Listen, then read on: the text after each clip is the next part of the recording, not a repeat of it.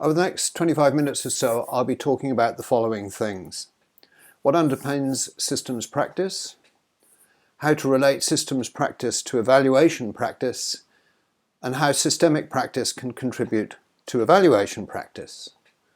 That will lead to a discussion on where ideas from the system field can indeed contribute to evaluation as a whole.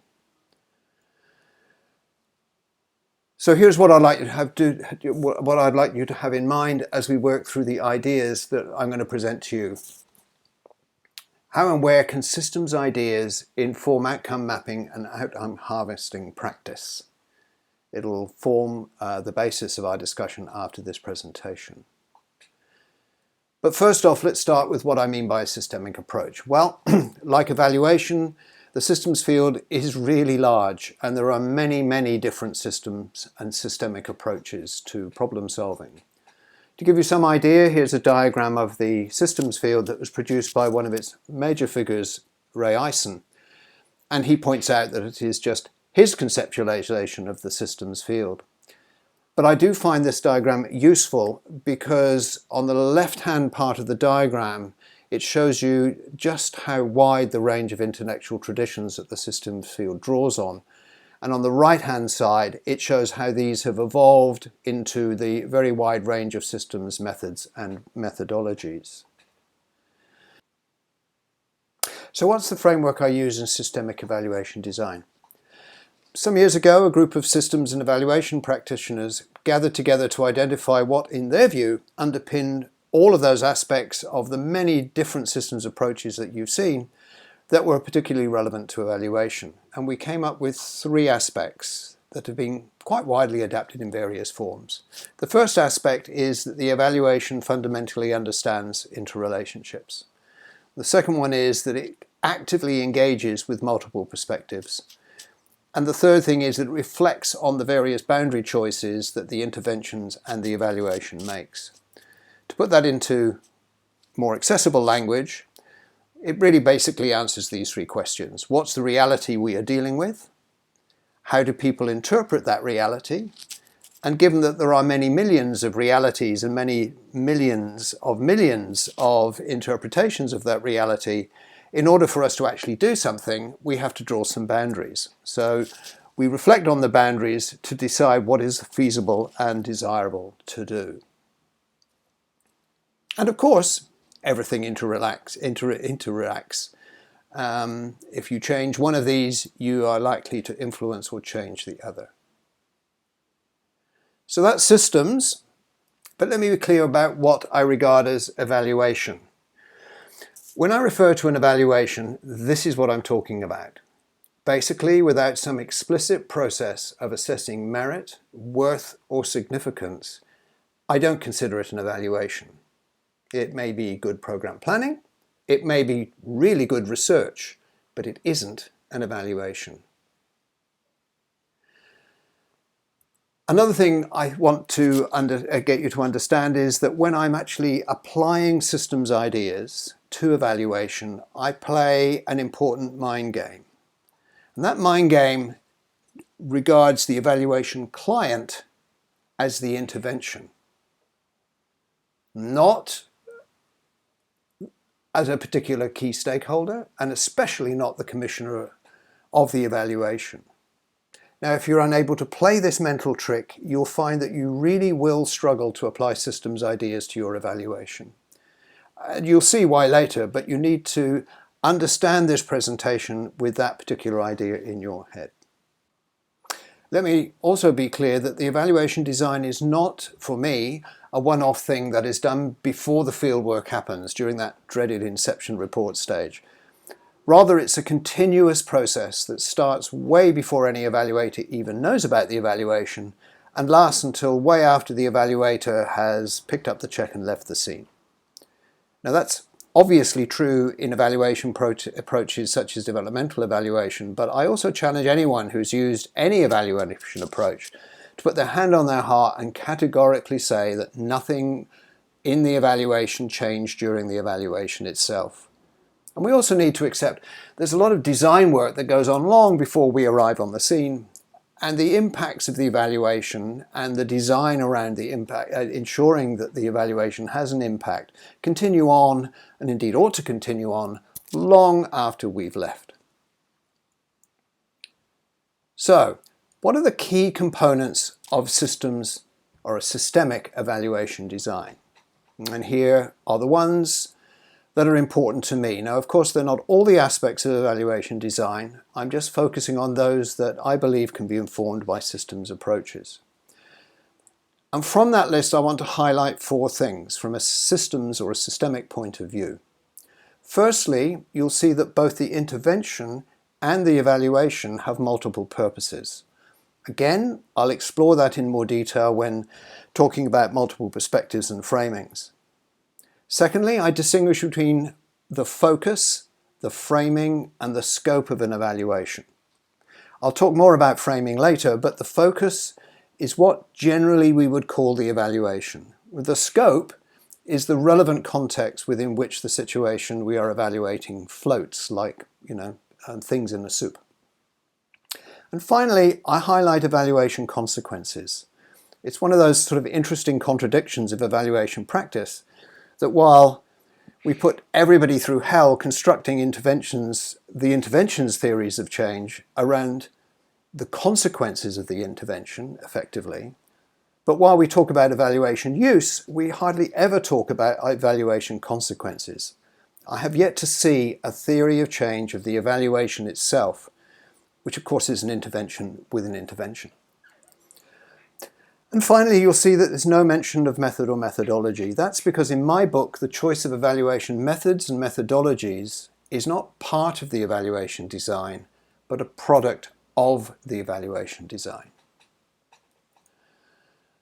So, how does all this list relate to those 3 aspects of a systemic approach that I described earlier? So, here is one way of understanding this. Now, I don't have time to go through how I do all of this in detail. Instead, I'm going to focus on a few of the items that I believe particularly important to outcome harvesting and outcome mapping, and show you a few methods that I use to address them. So let's start with interrelationships. Firstly, let's deal with the what of interrelationships. What kinds of interrelationships tend to be covered by systemic approaches? Now, this admittedly long list is gleaned from a whole range of systems approaches. The items in blue are areas that tend to be highly important in evaluation. Now, of course, we have to draw boundaries around these things. So let's look at some of the areas around which there are some systems approaches that deal with kind of groups of these particular aspects that interrelate. In this particular case, they're grouped into a sort of collection of 5 or so different components, and in what's called viable systems, we look at how balanced or unbalanced these things are to each other. To what extent does coordination overwhelm strategy development, or how management overwhelms delivery? And here's another way in which we can focus on particular interrelationships for particular purposes. This is taken from activity systems, and what it does is explore how rules, roles, and tools combine to produce or influence activities that reach some kind of common goal. Now, diagrams are commonly used in systemic approaches to describe how components of a situation interrelate. You've just seen 2 diagrams, but these are the more common ones. And these diagrams tend to fall into 3 categories. Diagrams like these are often called rich pictures, and they seek to explore the sort of messiness of an entire situation so that you can begin to identify what aspects of the situation to focus on. Diagrams such as influence diagrams seek to give a moment-in-time snapshot of how specific aspects of a situation are influencing each other.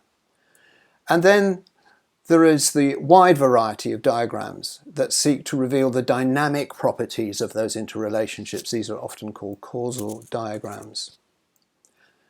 So that's interrelationships, and a quick refresh on what aspects of evaluation design I use them for. So now perspectives.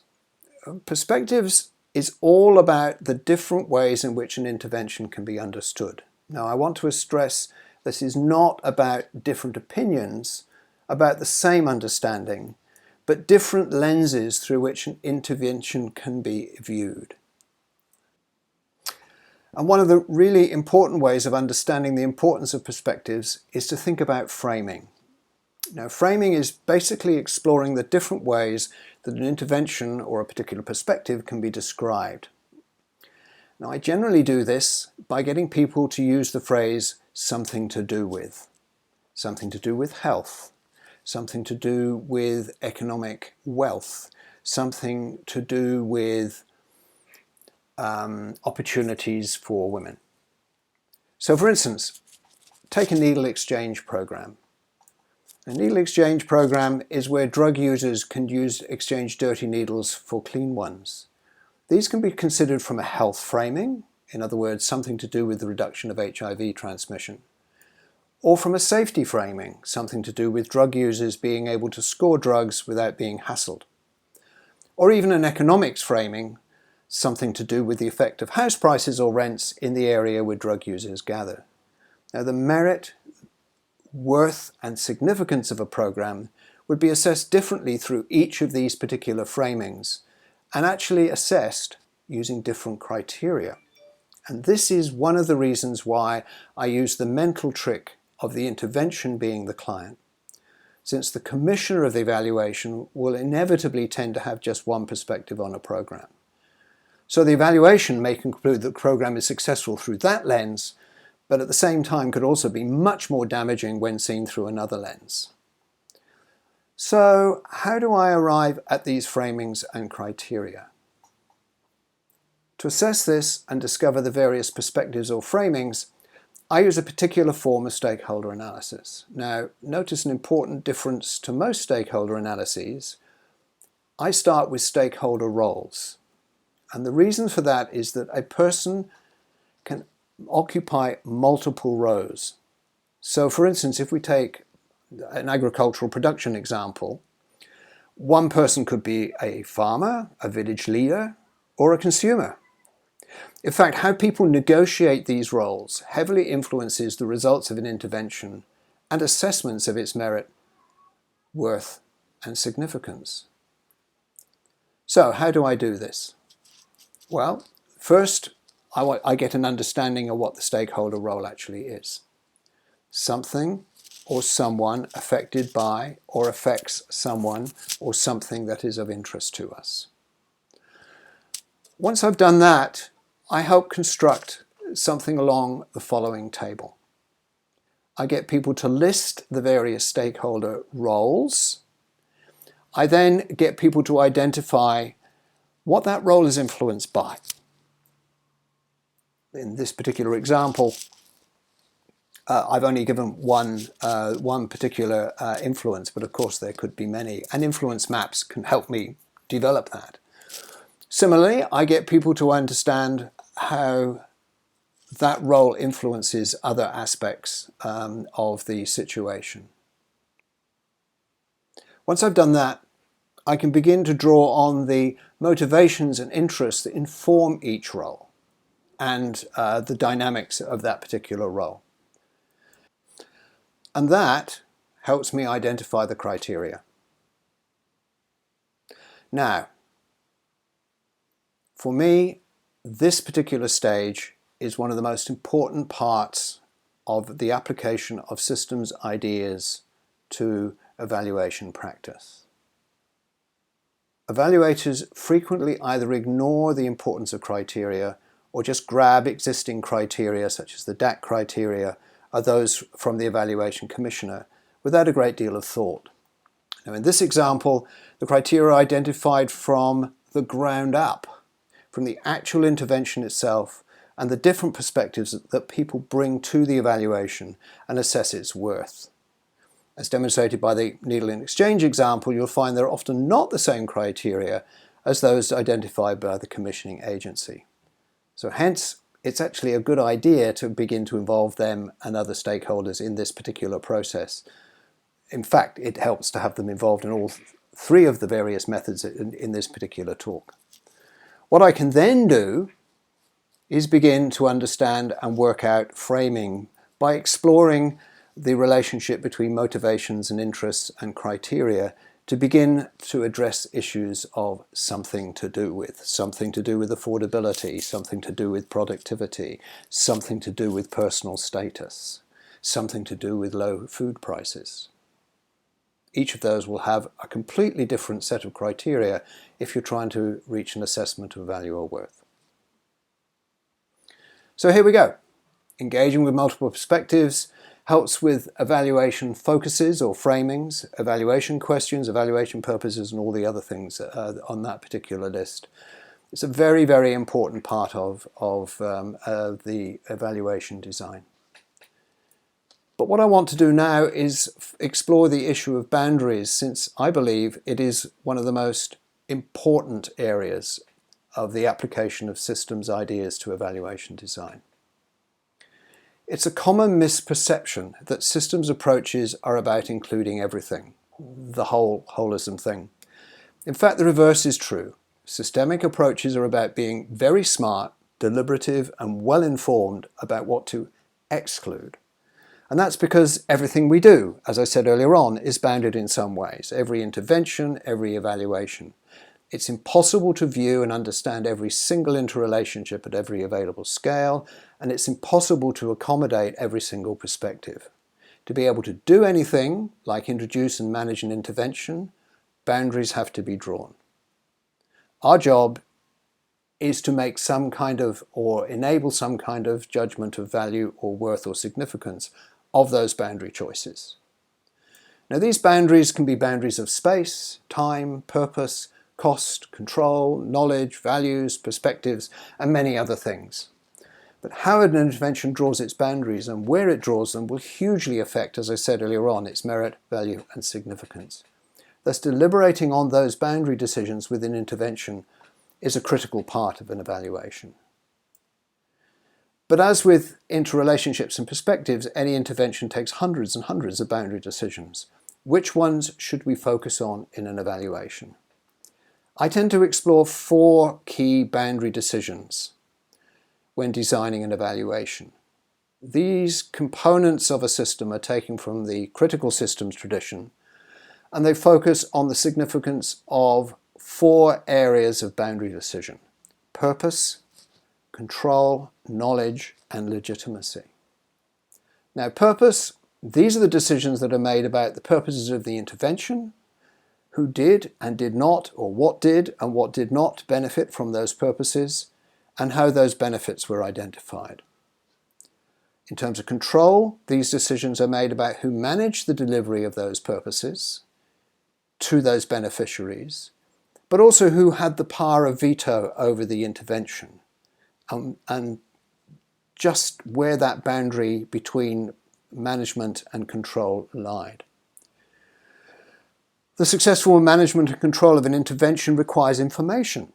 It's impossible to use all the information available, or indeed all the relevant knowledge systems that are available. So decisions around the boundary between the knowledge used and the knowledge marginalized are critically important. And finally, interventions need to gain legitimacy in order to survive and deliver on their purpose. They need to be able to support the claim, this is or was the right thing to do. So even if an intervention is well managed, well informed, well controlled, and with a good purpose, those who are, or whose beliefs are, disadvantaged or marginalized or harmed by an intervention can challenge that claim. And if they have sufficient practical, ethical, and political leverage, they can indeed prevent the intervention achieving its purpose. And again, evaluation has something to say about that. So, these boundary issues clearly affect all aspects of the design, but especially its focus, its scope, both boundary choices, criteria is a boundary choice, and the evaluation questions. So now we've covered all three systemic components and their relationship with specific aspects of evaluation design. What I want to do now is focus on two critically important aspects of evaluation design: evaluation questions and evaluation criteria. So first, evaluation questions, because all three aspects of a systemic evaluation informs evaluation practice. In terms of interrelationships, questions, there are two. How important are the nature, or is the nature, of the relationships between all of these, or a selection of these various components? And how appropriate are those relationships? In terms of perspectives, there are four main questions I ask. What are the important stakeholder roles? What are the important motivations and values?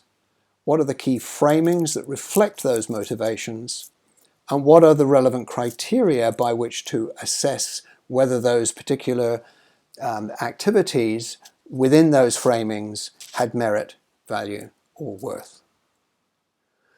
And there is a whole bunch of questions around boundary choices.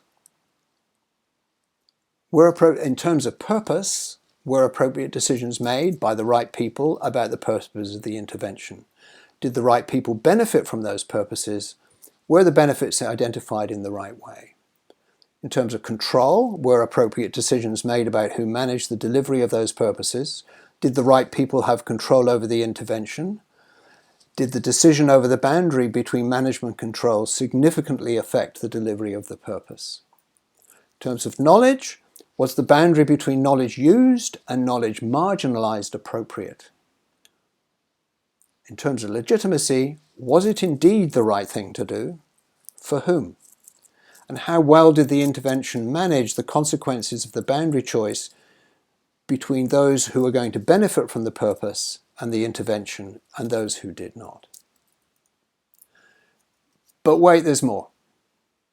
Remember, evaluation itself is an intervention and makes its own boundary decisions.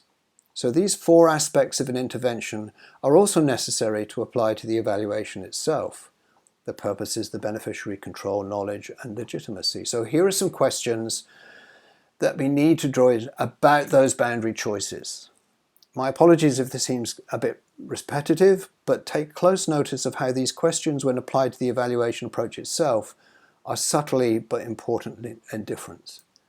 There are two main interrelationship questions. How important is the nature of the evaluation relationships between these aspects? How appropriate are the evaluation relationships? In terms of perspectives, what are the important evaluation stakeholder roles? What are the important motivations and values of those various roles? What are the key evaluation framings that reflect these motivations? Think of the three common ones: accountability, program improvement, learning. Three very common different framings. What are the relevant evaluation criteria that match those framings? If we were assessing from a learning perspective, that would be different from an accountability perspective. In terms of purpose, when it comes to boundary choices and boundary decisions, what should be the purposes of the evaluation? Who or what should benefit from those purposes? Who should make those decisions? And what's the right way to identify the benefits of the evaluation? In terms of control, what appropriate decisions should be made about who manages the delivery of the evaluation purposes? Who are the right people to have control over the evaluation, the right of veto? And where should the appropriate boundary between the management and control of the evaluation? What should be the appropriate boundary between the knowledge used by the evaluation and the knowledge marginalized or ignored by the evaluation? And in the end, was it the right evaluation to do? For whom? And how well should the evaluation manage the consequences of the boundary between those who benefited from the evaluation and those who did not? And finally, the whole issue of evaluative criteria. So here are some questions of the evaluation in terms of its decisions around criteria. So do the criteria specifically relate to the key interrelationships, perspectives and boundaries of both the intervention and the evaluation? Who decided the criteria, and were they the right people to do so? Do you actually have the appropriate knowledge to assess the criteria? And finally, who or what do the criteria marginalize?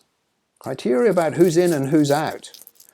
So who is potentially, or what is potentially harmed or ignored or marginalized by those boundary choices around criteria?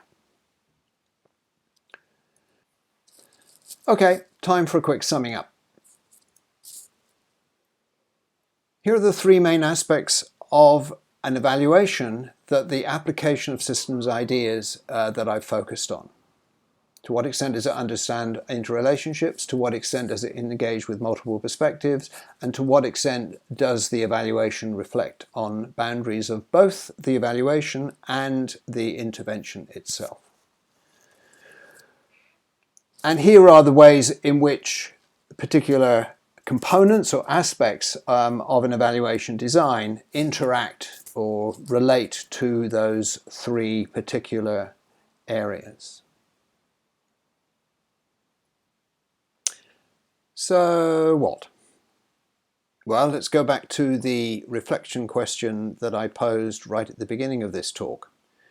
How and where can systemic practice usefully inform outcome mapping and outcome harvesting? Over to you guys.